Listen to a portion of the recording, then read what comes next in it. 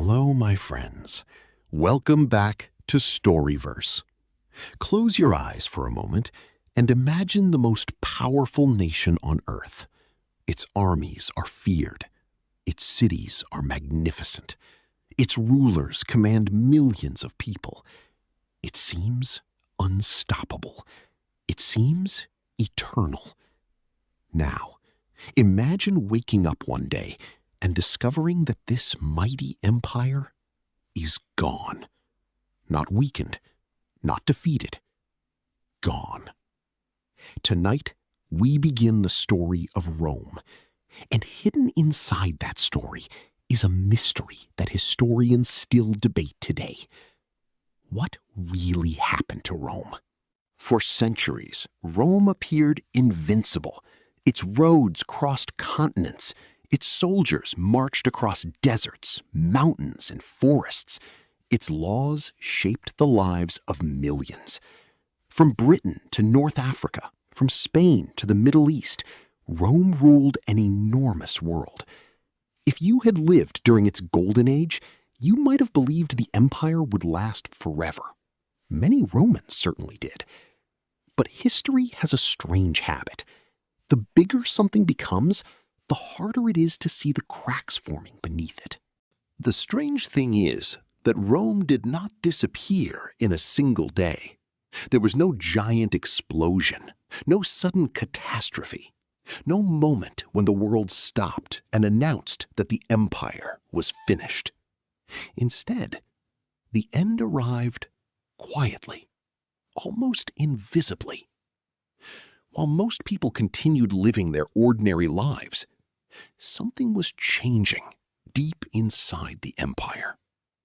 A problem was growing, then another and another.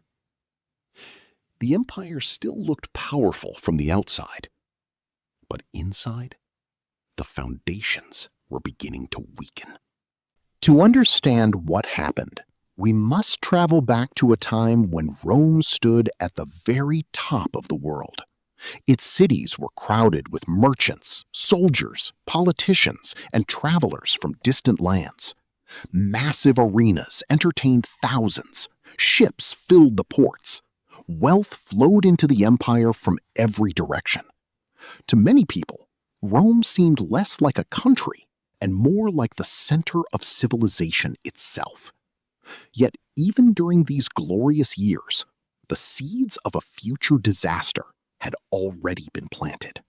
Rome's success created a problem that few people recognized at the time. The empire had become enormous. Messages took weeks to travel from one side to another.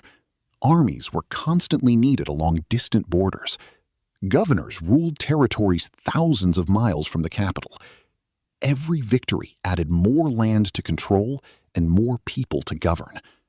What once made Rome strong was slowly becoming a burden. The empire continued expanding, but with every new conquest, it became more difficult to hold everything together. At first, most Romans saw no reason to worry. Markets remained busy. Temples remained full. Festivals continued filling the streets with celebration. Life seemed normal. But beneath that normal life, pressure was building. The government needed more money. Armies needed more soldiers. Taxes increased. Corruption spread. Some officials cared more about power than service. Ordinary citizens began feeling the weight of problems they could not fully see. The empire still looked magnificent, but its confidence was beginning to fade. Then came another challenge. Rome had always depended on strong leaders. But what happens when powerful men begin fighting each other for control? Emperors rose and fell with alarming speed. Some ruled for years. Others ruled only for months before being removed, assassinated, or replaced. Loyalty became uncertain. Trust became rare. Generals competed for influence. Politicians formed dangerous alliances. The struggle for power grew so intense that Rome sometimes seemed more threatened from within than from any enemy beyond its borders. And while Rome argued with itself, people beyond the empire were watching. Across forests, rivers, and distant frontiers lived tribes that Romans often called barbarians. Some traded with Rome, some admired its wealth, some dreamed of entering its borders. For generations, Roman armies had kept these groups under control. But now, something was changing. The tribes were growing stronger, new migrations were beginning, and the empire that once seemed untouchable was about to face a challenge unlike anything it had seen before. The first signs were easy to ignore. Small raids, border conflicts, occasional attacks. Rome had survived such problems before, but this time was different. Entire populations were on the move. Families, warriors, and leaders searched for new lands and safer futures. Some wanted to join the empire. Others wanted to take advantage of its weakness. Roman officials struggled to respond. Every decision created new problems, and with each passing year, the pressure along Rome's borders continued to grow. Then came a moment that changed everything. A powerful people known as the Goths arrived at Rome's frontier, asking for permission to enter the empire. They were not simply warriors. They were families, children, and entire communities fleeing a terrifying new enemy from the east. The Romans faced a difficult choice: allow them inside or leave them beyond the border. Eventually, permission was granted. It seemed like a practical decision, but nobody realized that this choice would help shape the future of Rome itself. At first, the arrangement appeared simple. The Goths would settle inside Roman territory and, in return, support the empire. But reality quickly became far more complicated. Corrupt officials exploited them. Supplies were mismanaged. Promises were broken. Hunger spread through the refugee communities. Frustration turned into anger. Anger turned into resistance. The people who had entered the empire seeking safety now felt betrayed. And as tensions grew, Rome found itself facing a crisis that it had largely created itself. In the year 378, those tensions exploded. Roman forces met the Goths in a battle near a place called Adrianople. The Romans expected another victory. They had won countless battles before. But this time, the outcome shocked the empire. The Roman army was crushed. Thousands of soldiers died. Even the emperor himself was killed. News of the defeat spread across the empire like a storm. For many Romans, it was the first time they truly realized that Rome was no longer invincible. Yet even after this disaster, Rome survived. Cities remained standing. Trade continued. Emperors still ruled. To many people, life went on. That is what makes Rome's story so fascinating. The empire did not collapse immediately after one defeat. Instead, it struggled forward, carrying its wounds while pretending everything was still under control. But every crisis left another crack. Every failure weakened confidence. And slowly, almost invisibly, the empire became more fragile than it had ever been before. Then, in the early 5th century, a name began spreading across Europe, a name that frightened entire nations: the Huns. Their warriors moved with incredible speed. Their arrival pushed other tribes toward Roman territory. Borders became harder to defend. Fear spread through both the empire and the lands beyond it. Leaders searched desperately for solutions. But the old world was changing faster than anyone could control. And soon, the city of Rome itself would face something unimaginable. For centuries, the city of Rome had seemed untouchable.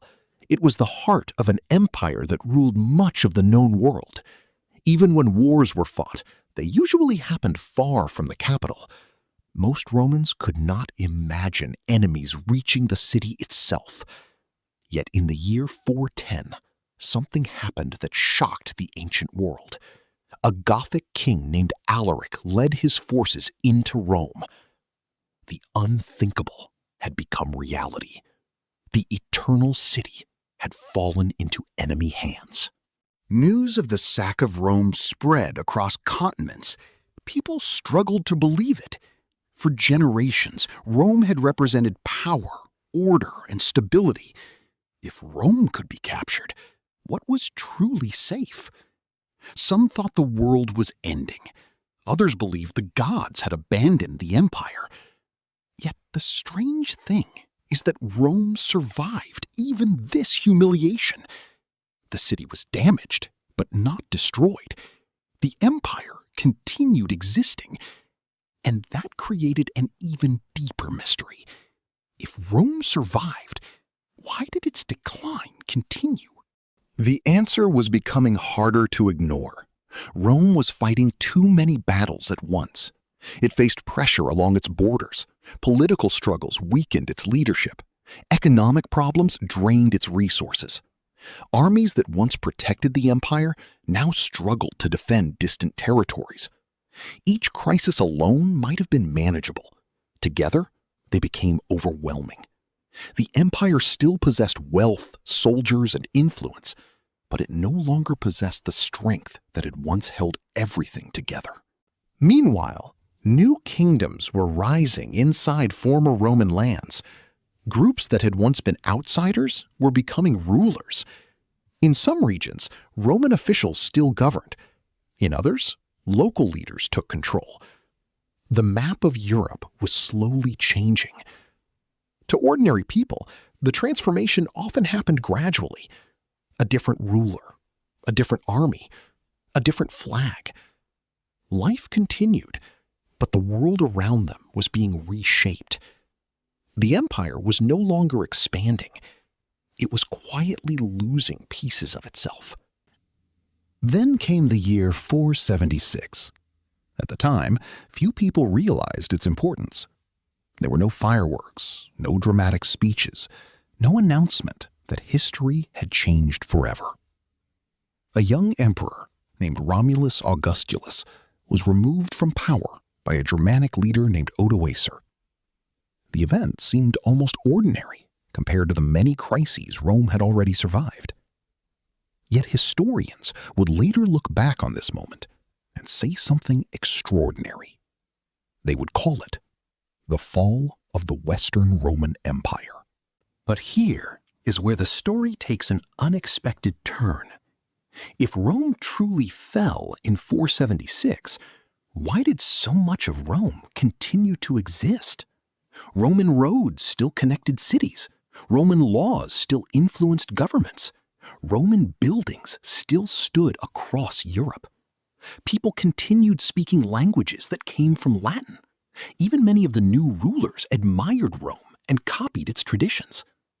The empire had lost its throne, but its shadow remained. In a strange way, Rome seemed both dead and alive at the same time. This is why historians still debate the mystery today.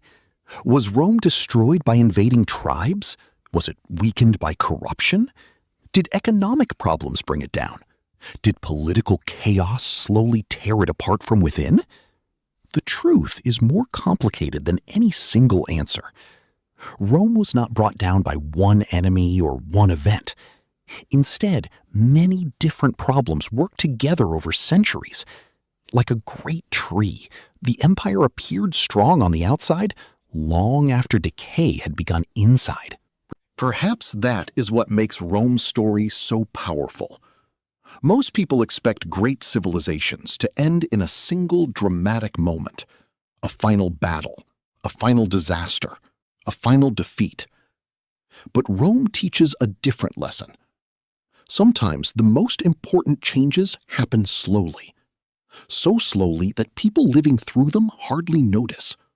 One problem becomes two become 10, and before anyone fully understands what is happening, an entire world has changed. The ending arrives long before people recognize it. And maybe that brings us back to the question we asked at the beginning. What really happened to Rome? The answer is not hidden in one battle or one emperor. Rome was not simply conquered. Rome was not simply betrayed. Rome was not simply unlucky. In many ways, Rome became a victim of its own success. It grew so large, so complex, and so powerful that the forces holding it together could no longer keep pace with the challenges surrounding it. Today, the empire is gone. Its emperors are dust. Its armies have vanished into history.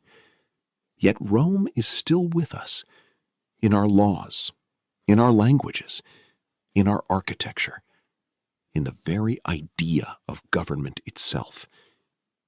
The city that once ruled the world did disappear, but its story never did. And perhaps that is the final mystery of Rome. An empire can fall, a civilization can fade, but some ideas become so powerful that they survive long after the empire that created them is gone forever. Thank you for joining me on this journey through one of history's greatest mysteries. If this story surprised you, tell me in the comments what fascinated you most. Was it the rise of Rome, the arrival of the Goths, or the realization that Rome was never destroyed by a single event? And remember, history is full of mysteries waiting to be uncovered. Until our next journey together, take care, keep learning, and keep wondering about the stories hidden behind the world we live in today. Thank you for listening to Storyverse English. If you enjoyed this story, subscribe for more fascinating journeys through history, culture, and knowledge.